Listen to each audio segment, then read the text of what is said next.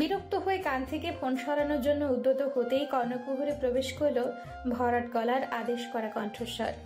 মীরা, ছাদে আসো একটু। বেশি না, 5 মিনিটের জন্য অপেক্ষা করছি আমি। টোট শব্দ করে বিচ্ছিন্ন হলো সংযোগ। মীরার মুখাবয়বে স্পষ্ট বিস্ময় ভাব ফুটে উঠেছে। উর্মির দৃষ্টিগোচর হলো সেটা।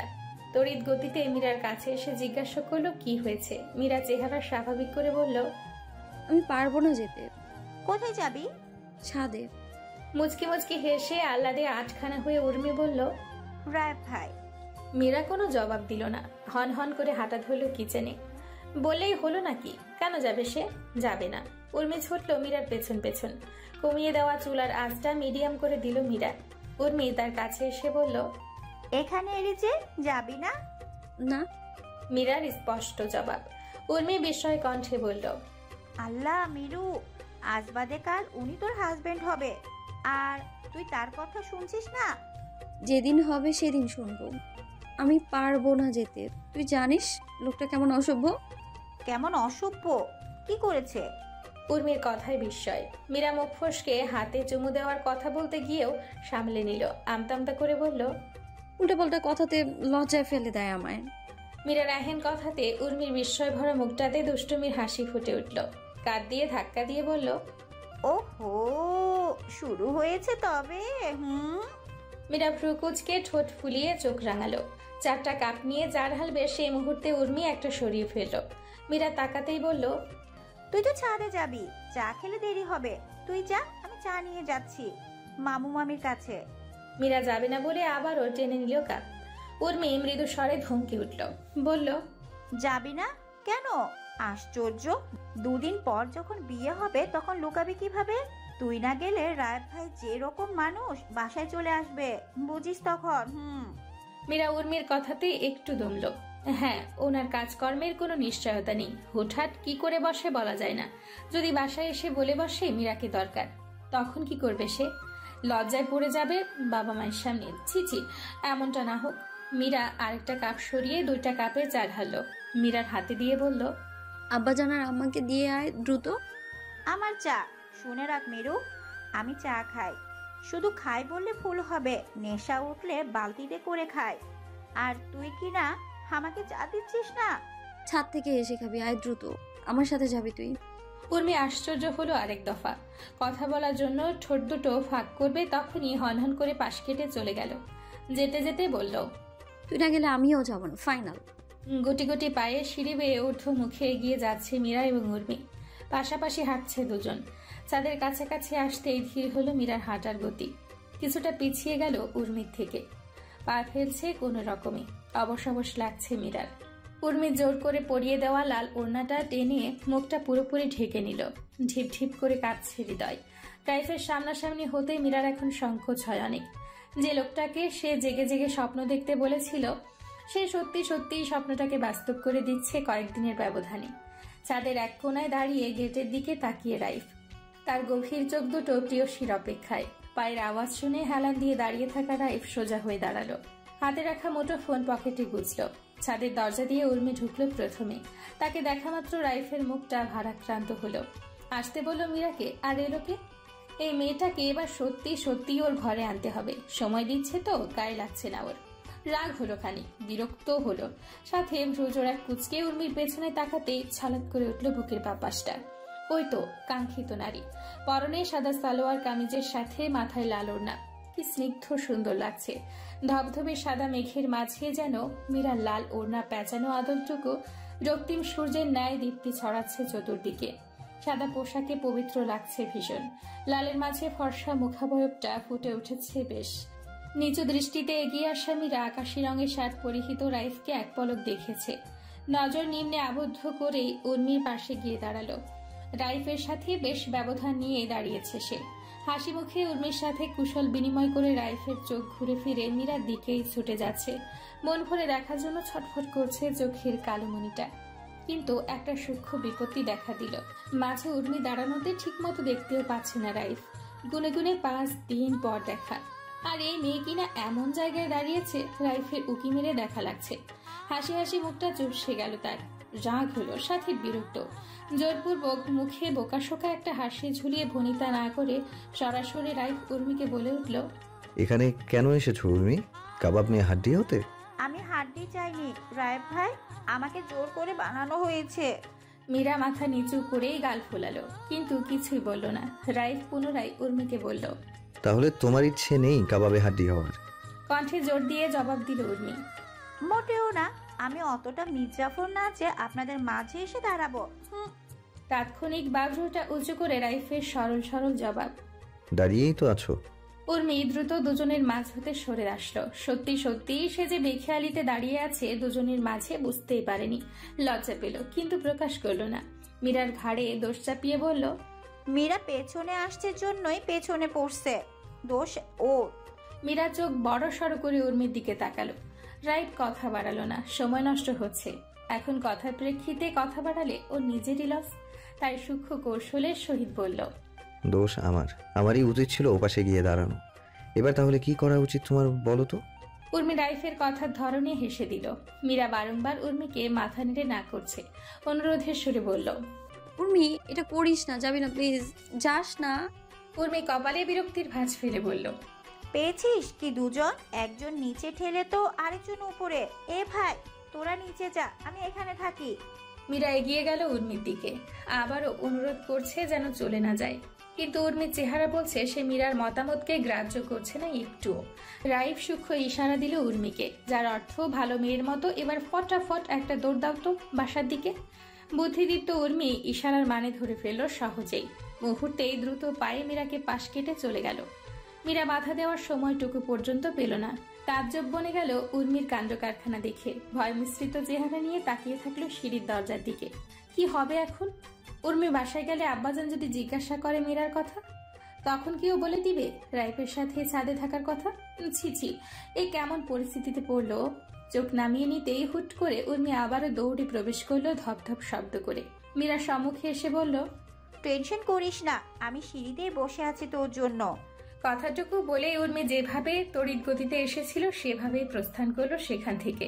মীরা স্বস্তি পেল, কিন্তু রাইফের কথা ভেবে অস্থির মনটাকে স্থির করতে পারল না পুরোপুরি। সময় কেটে গেল কিছুক্ষণ ওভাবেই। রাইফ রেলিংয়ে হেলান দিয়ে নীরবতা বিচ্ছিন্ন করে ডেকে উঠল, মীরা। রাইফের দিকে তাকালো না মীরা। দৃষ্টি নিচে রেখে কাঁপা কাঁপা কণ্ঠে জবাব দিল, জি। ভয় পাচ্ছ? মীরা অকপটে স্বীকার করলো, ছোট্ট করে জবাব দিল, কিছুটা না, অনেকটাই মনে হচ্ছে। দেখি, এদিকে আসো। রাইফের ইশারায় নির্দেশ করা জায়গায় দূরত্ব বজায় রেখে চুপটি করে দাঁড়ালো মীরা। রাইফ মুচকি হাসলো, কৌতূহল সুরে শুধালো, আমাকে ভয় পাচ্ছ? মীরা নিশ্চুপ। এখানে আর কে আছে যে ওনাকে ছাড়া অন্য কাউকে ভয় করবে? রাইফ জানে ওর প্রশ্নের উত্তর মীরা দিবে না। মীরা দুরু দুরু মনটা হালকা করতে প্রসঙ্গ পাল্টিয়ে বলল, ফর্ম ফিল আপ কমপ্লিট? জি। কখন আসছো বাসায়? রাতে। এক্সাম কবে হওয়ার সম্ভাবনা? 1-2 মাস পরেই। রাইফের মুখাবয়ব ভাবুক হলো। কিছু ভেবে ভরাট গলায় শীতল কণ্ঠে পুনরায় ডেকে উঠল, মীরা। মীরা কেঁপে উঠল। সবাই তো ওকে মীরা বলেই ডাকে, কিন্তু রাইফের গলায় মীরা ডাকটা তাকে শিরশিরে অনুভূতি দেয়। কেঁপে তুলে শিরা উপশিরা। ছোট্ট একটা ঢোক গিলে জবাব দিল সে, জি। রাইফের পুরুষালী কণ্ঠস্বর আদেশ সূচকে বলল, আমার দিকে ঘুরে দাঁড়াও। মীরার কি হলো জানে না। ননির পুতুলের ন্যায় ঘুরে রাইফের সামনাসামনি হয়ে দাঁড়ালো। রাইফ এক কদম এগিয়ে এলো মীরার দিকে। আপাত মস্তক পরখ করলো মীরাকে। ওনার একটা সুতো কখন থেকে টেনেই যাচ্ছে সে। রাইফ নম্র গলায় বলল, সুতাটাকে রেহাই দিয়ে একটু আমার দিকে তাকাবা? মীরার সুতা ছেড়ে দিল সাথে সাথে। রেহাই তো দিল ঠিকই, কিন্তু রাইফের দিকে তাকাতে পারল না। রাইফ কণ্ঠ খাদে নামিয়ে আরো শীতল কণ্ঠে বলল, আজ আর তোমাকে লজ্জায় ফেলবো না মীরা, শুধুই দেখবো, একটু দেখি তোমাকে। রাইফের কণ্ঠ থেকে শুরু করে চোখ মুখে আকুল আবেদন ঠিকরে পড়ছে মীরাকে দেখার। তীব্র মনোবাসনা বেঁধেছে বুকের ভেতর। আরো এক কদম এগিয়ে নম্র কণ্ঠে শান্ত ভঙ্গিতে পুনরায় বলল, মাথাটা তোলো প্লিজ, তাকাও আমার দিকে। মুহূর্তে বশবর্তী হলো রাইফের ঠান্ডা কণ্ঠের আকুল আহ্বানে। মিশমিশে কালো পল্লবে রাখি দয় মেলে তাকালো রাইফের পানে। নজর আবদ্ধ হলো রাইফের শান্ত স্থির চোখ দুটিতে। অনিমেষ দৃষ্টিতে তাকিয়ে রয়েছে রাইফ। মুখে তার অনিন্দ সুন্দর মুচকি হাসি লেপ্টে আছে। দুষ্টু মিষ্টি চাহনি নেই আজ, খোঁচা খোঁচা চাপ দাড়ি, পরিপাটি চুল, আকাশি রঙের শার্ট আটসাট ভাবে লেগে আছে বলিষ্ঠ দেহে, ওপরে 2 বোতাম খোলা, হাত দুটো কালো প্যান্টের পকেটে গুজে দাম্ভিকতার সাথে দাঁড়িয়ে আছে সে। মীরার ডাগর ডাগর চাহনিতে মুচকি হাসি প্রশস্ত হলো রাইফের। মীরা দৃষ্টি নামিয়ে নিল। রাইফের আজকের চেহারা এবং চোখ দুটোতে ভালো লাগা ফুটে উঠেছে। প্রিয়সী নজরে নজর রেখে আচ্ছন্ন হয়েছে ভালোবাসায়। প্রকৃতিতে শিরশিরে হাওয়া বইছে, তুলোর মতো পুঞ্জ পুঞ্জ সাদা মেঘ উড়ে বেড়াচ্ছে। নীলা বিশাল আকাশের নিচে ছাদে দাঁড়িয়ে দুজন, একজন লজ্জায় টইটুম্বুর হয়ে নজর ফিরিয়ে নতমুখে দাঁড়িয়ে, তো অন্যজন অপলক নয়নে মন জুড়িয়ে নিচ্ছে। আসলে কি জুড়িয়ে যাচ্ছে? যদি জুড়িয়েই যেত তবে কেন একের পর এক অবাধ্য ইচ্ছেগুলো হানা দিচ্ছে তার হৃদয় কুঠোরে? মাঝে সামান্য ব্যবধানটুকু ঘুচিয়ে দেওয়ার ইচ্ছে ক্রমশ বাড়ছে কেন তবে? পারছে না আলতো হাতে ছুঁয়ে দিতে, পারছে না ওনার ফাঁক দিয়ে বেরিয়ে আসা চুলগুলো কানে গুঁজে দিতে। এই যে দেখছে, দেখেই যাচ্ছে, তবুও মন ভরছে না কিছুতেই। রাইফের মনে হচ্ছে তুলে বাসায় নিয়ে রেখে দিতে, আরাম করে বসে দেখা যাবে। চুপটি মেরে বসে থাকা মীরাকে রাত দিন ভর দেখবে সে। সময় পর সময় চলে যাচ্ছে, রাইফের নজর সরছেই না মীরার থেকে। কখনো নাকে গালে চোখে, তো কখনো মীরার সরু পাতলা গোলাপি অধরে। রাইফের অনিমেষ চাহনিতে মীরার সংকোচ বাড়তে থাকলো। কাচুমাচু করে রাইফের দিকে তাকিয়ে অনুমতি নেওয়ার স্বরে বলল, এবার যাই। রাইফ দুদিকে মাথা নাড়ালো, তার অর্থ না। মীরা বাধ্যগত মেয়ের মতো আবারও নীরব হলো। রাইফ পকেট থেকে হাত বের করে বলল, আমার নাম্বারটা সেভ করে নিও, রাতে কল দিব। মীরা মাথা তুলে তাকালো, চোখে চোখ রেখে ধীর আওয়াজে বলল, আপনি আমার নাম্বার নিলেন কবে? কার কাছ থেকে নিলেন? রাইফ জবাব দিল না। রহস্যময় বাঁকা হাসি ফুটিয়ে তুলল শুধু। মীরার মনে জাগা একটা প্রশ্ন ঘুরপাক খাচ্ছে বাসা থেকে বের হওয়ার সময় থেকেই। রাইফের জবাব না পেয়ে মীরা পুনরায় শুধালো, আমি তো তখন কথা বলিনি, কি করে বুঝলেন আমি কলে ছিলাম? রাইফ বুকের ওপর 2 হাত ভাঁজ করলো, মাথাটা মীরার দিকে ঝুঁকে উল্টো প্রশ্ন করলো, আমার লাজুক লতা বেরিয়ে তো তোমাদের বাসায় কল রিসিভ করে নীরব থাকার মতো কি কেউ আছে মীরাবতী? রাইফের মুখে উচ্চারিত লাজুকতা এবং মীরাবতীর সম্বোধন শুনে মীরা লজ্জায় দৃষ্টি ফিরিয়ে নিল। নিচের ঠোঁট কামড়ে চোখ খিচে ফেলল তৎক্ষণাৎ। এখানে আর কোনোভাবেই দাঁড়িয়ে থাকতে পারবে না সে। কোনো রকমে মিনমিন করে বলল, আসছি। রাইফের জবাবের অপেক্ষা না করেই মীরা ঘুরে হাঁটা শুরু করলো। মীরার লাজুক মুখ দেখে রাইফের মুখে অমায়িক হাসি ফুটল। দুষ্টুমি খেলা করলো মস্তিষ্কে। কণ্ঠ উঁচু করে ডেকে উঠল, মীরা। প্রশ্নাত্মক দৃষ্টিতে ঘাড় ঘুরিয়ে পিছু ফিরে তাকালো মীরা। রাইফ ডান হাতটা বুকের বাপাশে নিল। ইশারায় বুকের বাপাসটা দেখিয়ে দুষ্টুমি মাখা কণ্ঠে বলে উঠল, দেরি কিসের তবে, দ্রুত এসো। বুকের বাঁ পাশটা শুধুই তোমার জন্য বরাদ্দ, অপেক্ষায় তোমার জন্য। পরপর কেটে গেছে 1 সপ্তাহ।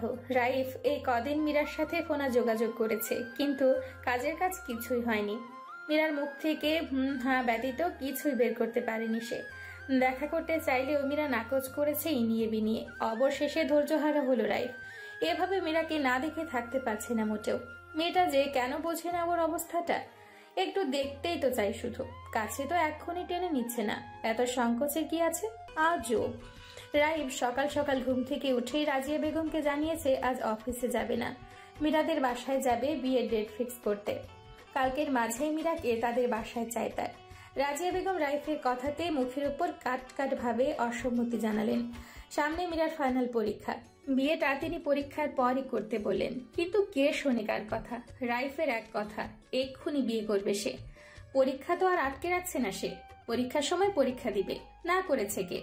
রাজিয়া বেগম রেগে গেলেন কিঞ্চিত, শক্ত কণ্ঠে বললেন, সমস্যা কি তোর রাইফ?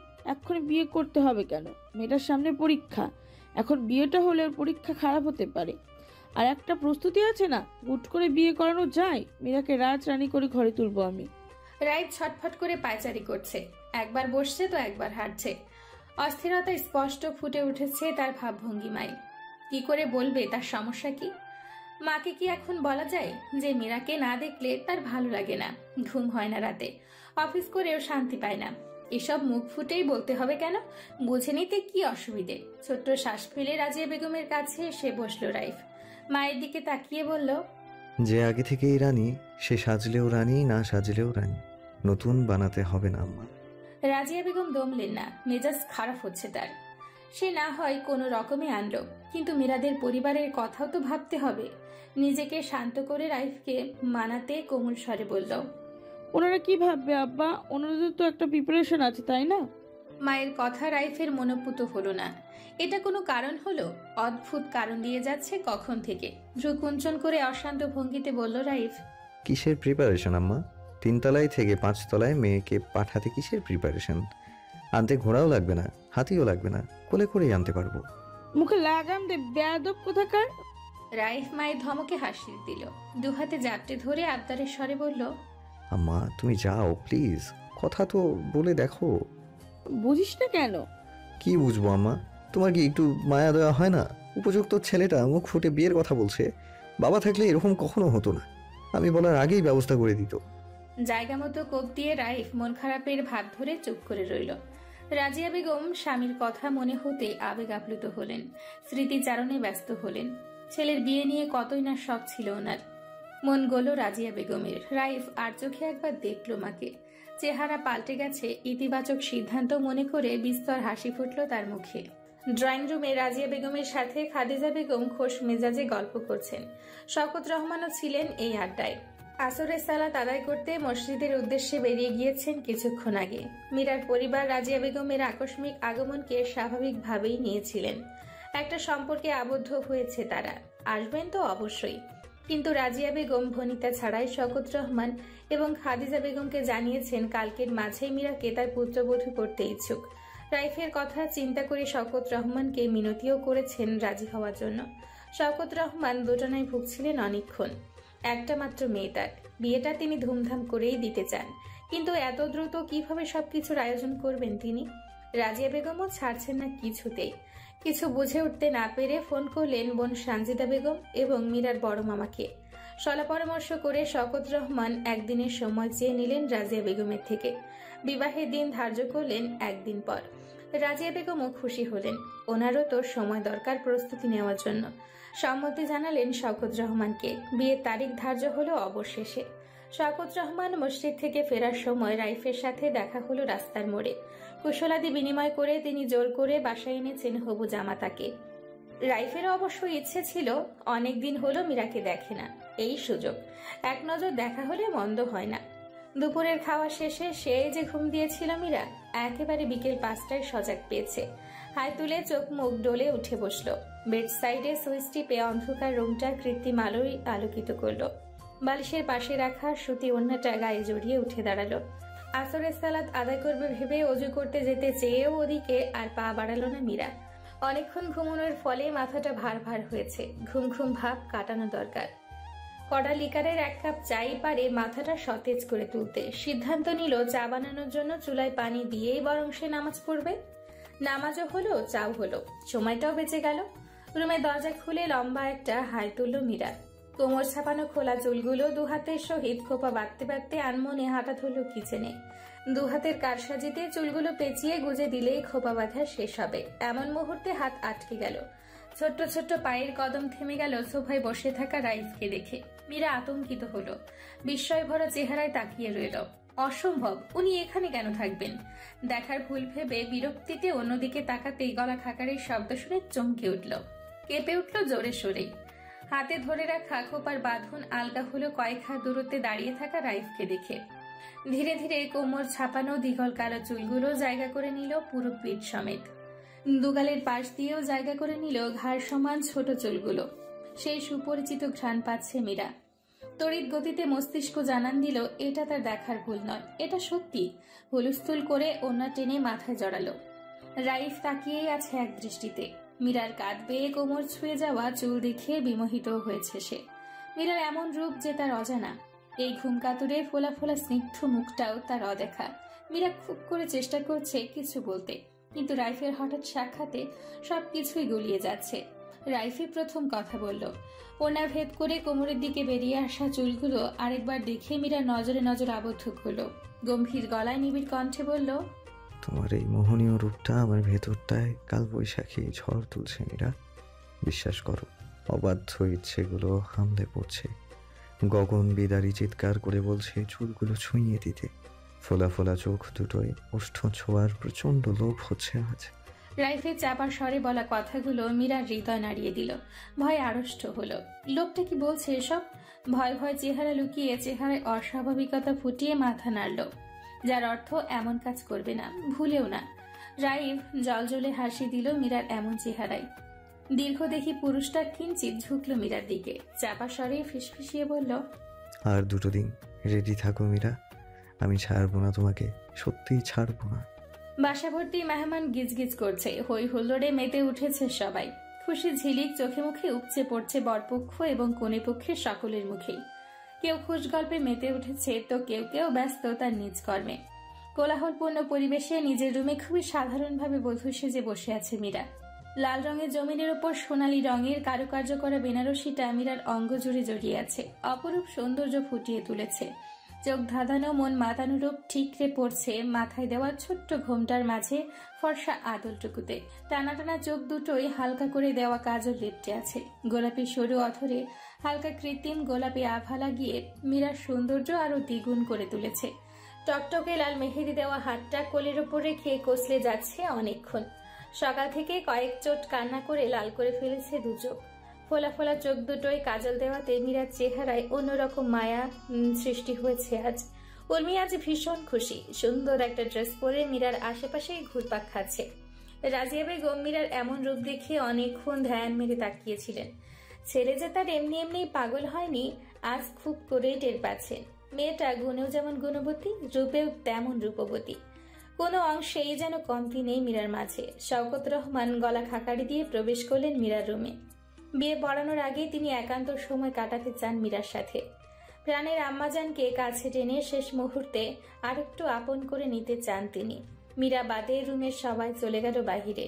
মীরার বউ সাজা মুখটা দেখে শওকত রহমান যেমন খুশি হলেন, তেমনই ভাবে বুকটা হুহু করে উঠল। একমাত্র কন্যাকে আজ অন্য ঠিকানায় পাঠাবেন তিনি। এতদিনের আগলে রাখা মেয়েটাকে অন্য কোথাও পাঠাতে হবে ভেবে ভেতরটা মোচড় দিয়ে উঠল তার। মেয়েকে বুঝতে দিলেন না, প্রকাশ করলেন না কিঞ্চিত পরিমাণও। মীরা তার আব্বাজানের আগমনেও আজ নিচু করেই রেখেছে মুখটা। আব্বাজানের সাথে চোখে চোখ মেলাতে পারবে না কিছুতেই। কঠোরভাবে অশ্রুগুলোকে বন্দি করে রেখেছে আখি কোটরে। আব্বাজানের পানে তাকাতেই যেন অশ্রুগুলো মুক্তি পাবে। চোখের কোণ দিয়ে ঝরঝর করে বর্ষণধারা ঝরে যাবে কপল ছুঁয়ে। শওকত রহমান ভঙ্গুর হৃদয়ে মীরার পাশে বসে ফাঁকা জায়গাটুকু দখল করে নিলেন। মীরার মাথায় হাত রাখতেই কান্নাগুলো দলা পাকিয়ে গলায় আটকে গেল শওকত রহমানের। নিজের ভেতরের ব্যথাতুর অনুভূতিগুলোকে সন্তর্পণে লুকিয়ে ফেলেন ছোট্ট এক শ্বাস ছেড়ে। মীরা পিতার কাঁধে মাথাটা হেলান দিল। আব্বাজানের খসখসে হাতটা টেনে নিল। নিজের দুহাতের মুঠোয় পুরে তাকিয়ে রইল সম্মুখে। নীরব দুজনেই। টিক টিক করে সময় কেটে গেল মিনিটের পর মিনিট। শওকত রহমান ছোট্ট করে চুমু খেলেন মীরার মাথায়। নীরবতা ভেঙে মোলায়েম স্বরে বললেন, ইমাম সাহেব আসছেন আম্মাজান, ওদিকের কাজ শেষ, অপেক্ষা করছেন আপনার জন্য, ডাকবো নাকে? মীরা বাবার প্রশ্নে উত্তর দিল না, মৃদুভাবে মাথা নাড়িয়ে সম্মতি দিল শুধু। শওকত রহমান গলা উঁচু করে ডেকে ইমাম সাহেবকে রুমে আসতে বললেন। ইমাম সাহেবই প্রথম প্রবেশ করলেন। তার পেছন পেছন এক এক করে মীরার মা, ফুপু, ফুপা, রাজিয়া বেগম, উর্মি এবং রাইফের বড় চাচা চাচি সহ বয়োজ্যেষ্ঠ সম্মানিত ব্যক্তিগণ প্রবেশ করলেন। পিতার কাঁধ থেকে মাথা তুলে সোজা হয়ে বসল মীরা। বুকের বাপাশে ধুকপুকানি বেড়ে গেছে হাজার গুণ। কেঁপে কেঁপে উঠছে বারবার। শরীরটাও কেমন ঝিমিয়ে গেছে যেন। এই বোধ হয় নেতিয়ে পড়বে শরীরটা। বয়োবৃদ্ধ ইমাম ইসলামী ধর্ম মোতাবেক বিয়ে পড়ানো শুরু করলেন। শেষ সময় এসে যখন মীরাকে বলতে বললেন কবুল, মীরা দুচোখ বন্ধ করে কেঁপে উঠল। শওকত রহমান ঠাউর করলেন পাশে বসে থাকা আদুরি কন্যার অবস্থা। বরাবরের ন্যায় শওকত রহমানের ভরসার হাতটা মীরাকে পেছন থেকে জাপটে নিল তৎক্ষণাৎ। কোমল কণ্ঠে নিচু আওয়াজে মীরাকে বললেন, আমার সাহসী আম্মাজান, ভয় নেই। আপনার আব্বাজান সব সময় আপনার পাশে ছিল, আছে এবং থাকবো। মীরা ছলছল নয়নে মুখ তুলে শওকত রহমানের পানে তাকালো। যতই চেষ্টা করুক অশ্রু লুকানোর, কিন্তু ভেজা নয়ন স্পষ্ট বলছে মীরা কাঁদছে, যার ছোঁয়া এখনো আখি পল্লবে লেগে আছে। শওকত রহমান মেয়ের মুখের পানে তাকালো। মুখে মুচকি হাসি লেপটে ঘাড় নাড়িয়ে চোখের পাতা একবার বন্ধ করে আবারও খুলল। পিতার নিকট থেকে সাহস পেল মীরা, কিন্তু ধুকপোকানি কমছে না কিছুতেই। খাদিজা বেগম মেয়ের একটা হাত মুঠোয় নিলেন। মায়ের সংস্পর্শে মীরা এবার আর নিজেকে সংযত করতে পারল না। গুঙিয়ে কেঁদে উঠল। হুড়মুড় করে ধেয়ে আসা অশ্রুগুলো চোখের কোল বেয়ে গড়িয়ে পড়ল। কানারত মীরা কাঁপা কাঁপা স্বরে জড়িয়ে যাওয়া কণ্ঠে মৃদু আওয়াজে বলল কবুল। আলহামদুলিল্লাহ জয়ধ্বনিতে শুকরিয়া আদায় করল সবাই। হাসি ফুটল সকলের মুখে। উর্মির হাতে রাখা মোবাইলটাতে ফোন কলে বরবেশে বসে থাকা সাদা পাঞ্জাবি পরিহিত সুপুরুষটির মুখেও বিস্তর হাসি ফুটল তৎক্ষণাৎ। স্বস্তি পেল, শুকরিয়াও আদায় করল। বুকের ভেতর পাথরের মতো বোঝা সৃষ্টি করে জমে থাকা কয়েকদিনের দীর্ঘশ্বাসটাও দুঠোঁট ফাঁক করে ছেড়ে দিল চোখ বন্ধ করে। খাওয়া দাওয়ার পর্ব শেষ করে চলে এসছে বিদায়ের মুহূর্ত। মীরা ছোট্ট বাচ্চার ন্যায় অনবরত কান্না করেই চলেছে শওকত রহমানের বুকে মাথা গুজে। একবার তো বলেই ফেলেছে সে যাবে না এখান থেকে। শওকত রহমান সহ সবাই সবার মতো বুঝিয়েই যাচ্ছে, কিন্তু কিছুতেই মীরাকে সামলানোই যাচ্ছে না। নীরবে অশ্রুপাত করে পিতার বুক ভিজিয়ে ফেলেছে শওকত রহমান, আর নিজেকে খোলসে আবৃত করে রাখতে পারেননি পরিবারের কেউই। বিদায় বেলায় হু হু করে কেঁদেছেন সকলে। রাইফের খোলা বারান্দায় রেলিং ধরে দাঁড়িয়ে আছে মীরা। আকাশে আজ মস্ত বড় একটা চাঁদ উঠেছে, জলজল করে আলো ছড়িয়ে রাতে নিকষ কালো অন্ধকার দূর করেছে ধরণী থেকে। মীরার মুখটাও উজ্জ্বল হয়েছে জ্যোৎস্নার রূপালী আলোয়। শিরশিরে হাওয়া এসে শরীর মন দুটোই জুড়িয়ে দিচ্ছে মীরার। হালকা গোলাপি রঙের শাড়ি পরিহিত মীরার রাইফের সাথে প্রথম দেখা হওয়া থেকে শুরু করে বর্তমান সবকিছুই তার অকপটে ভেসে আসছে মনে। নিয়তি আজ ঠিক সেখানেই দাঁড় করিয়েছে মীরাকে, যেখানে সে রাইফকে স্নিগ্ধ ভরে দেখেছিল একদিন। ভাবুক মীরা ভাবছে আরো অনেক কিছুই।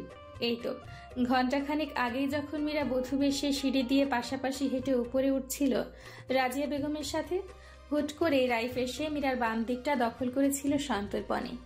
মীরার সহিত পায়ে পা মিলিয়ে সামনে দৃষ্টি রেখে হাঁটছিল রাইফ। কান্না করার ফলে মীরার ফর্সা মুখ এবং চোখ দুটো লাল বর্ণে। তখন মীরা নিজ পরিবার ছেড়ে নতুন ঠিকানায় যেতে ভীষণ কষ্ট হচ্ছিল।